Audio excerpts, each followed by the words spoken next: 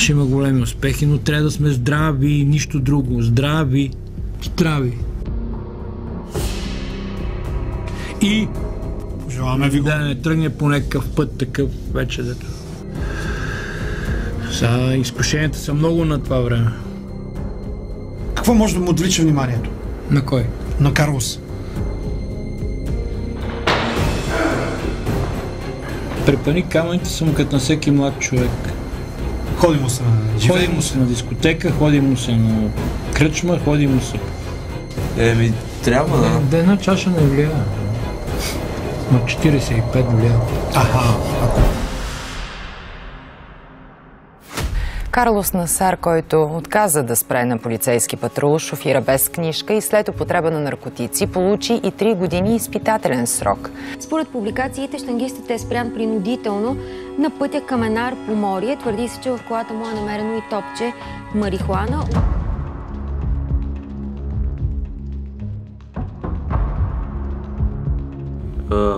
В една нощ спряме полицейски автомобил.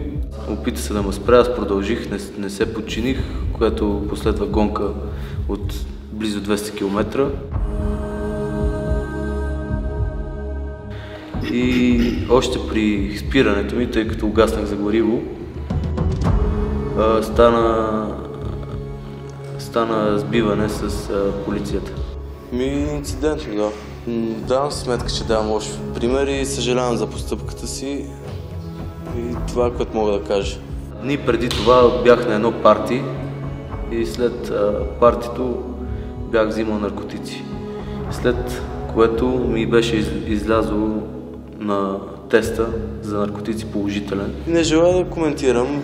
Единственото, което мога да кажа, както казах няколко пъти, е, че съжалявам за постъпката си и няма да се повтори.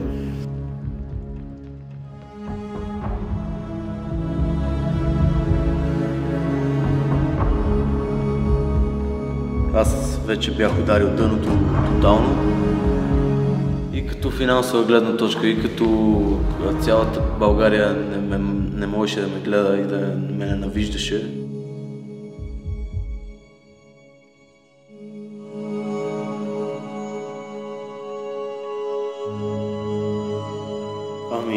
Сега определено е различно. Просто самият този начин на живот не ми доставя удоволствие. Аз съм супер емоционален човек. I did it before a few times, and my car's fast, and I don't think that's fuel not gonna be enough, and I think I can do it again. But но този път просто така се случи. This time I wasn't so lucky. В момента, в който ме арестуваха, дори преди него той ми се молеше всяка седмица, махни се оттам, от място, в което бях. Наистина като неговото дете, той прие просто, че неговото дете е сгрешило и той трябва да го научи. Yes, after the arrest, I started training again. I was on no finance, nothing with me. He helped me again with everything. So we become again like a team, like together.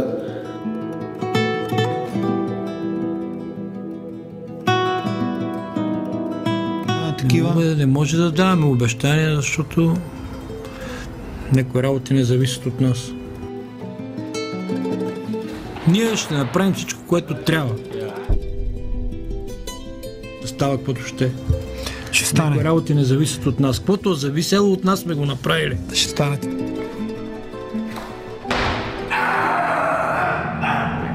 И тъкмо светлината в тунела, тъкмо започнах да завръщам формата си.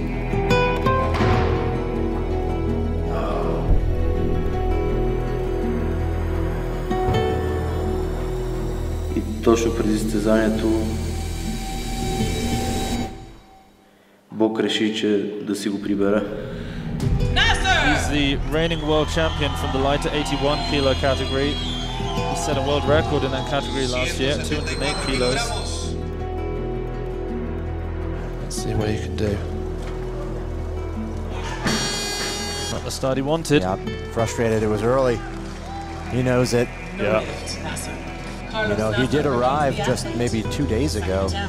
Yesterday. He arrived yesterday. So he's coming out again, 173. World record, junior world record attempt in the snatch. Looked to be a bit better in the pull, but he's again forward. Himself in a horrible position now. Yep.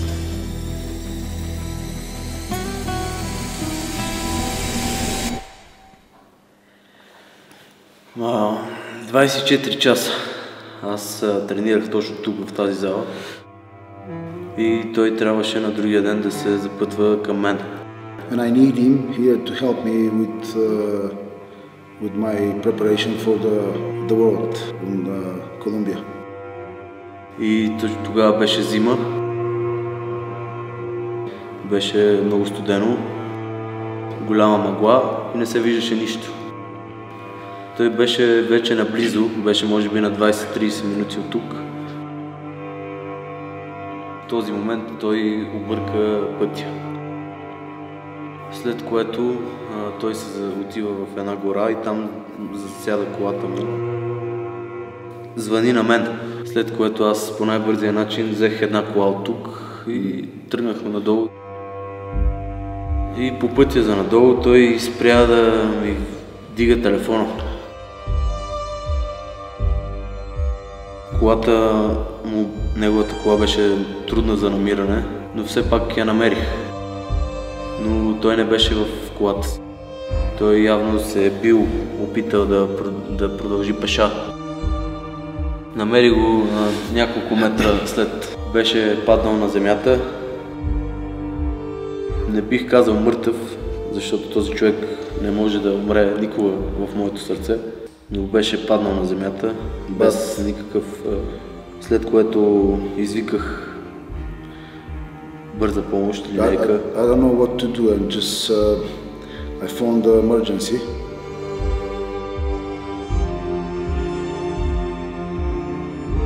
And I took him and bring it to the emergency because it's they wasn't able to come. И не отне много дълго време на докторите че няма надежда.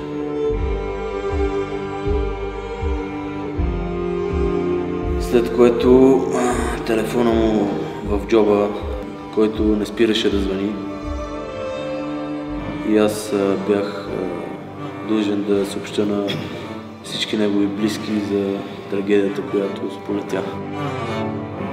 And I have to tell his relatives he's died.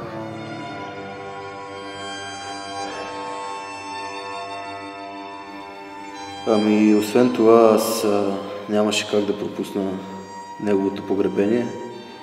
Get back to my city for the funeral because I couldn't miss. That's the man I'm preparing for the World Cup. That special man for me. Просто не бях на себе си, колкото и да се опитам да...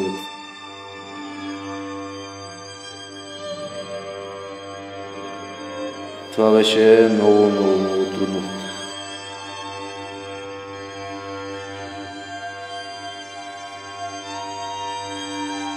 Can he hold on to it?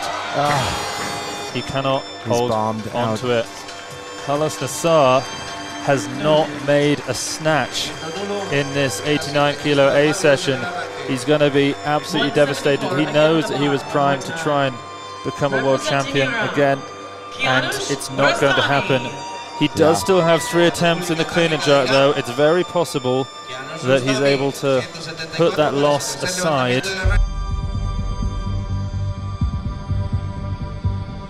And then I have to compete because I know this man, if he is here, he's never gonna allow me to be mentally down, you know. And it's cleaned it. Clean. Can he hold it? He can hold it. He did it. It's a new world record. Carlos Nassar He's 18 years of age. The junior world record is higher than the previous senior world record. This man is... Точно в този момент мисля, че бях най-силен от всякога. Изключих тази опция провал.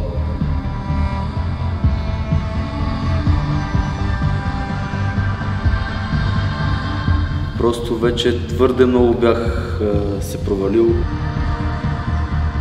очите на народът ми.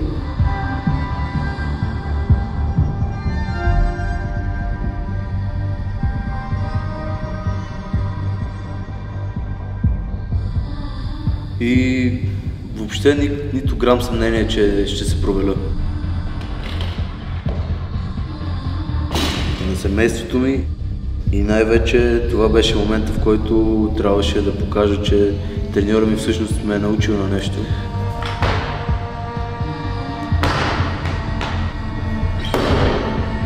Той си замина в момента, в който аз бях най-провален.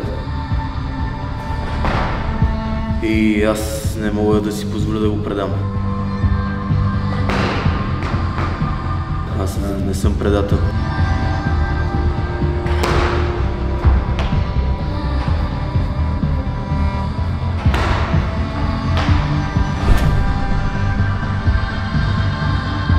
It's tired, I can see it's tired. Yeah, yesterday after this workout.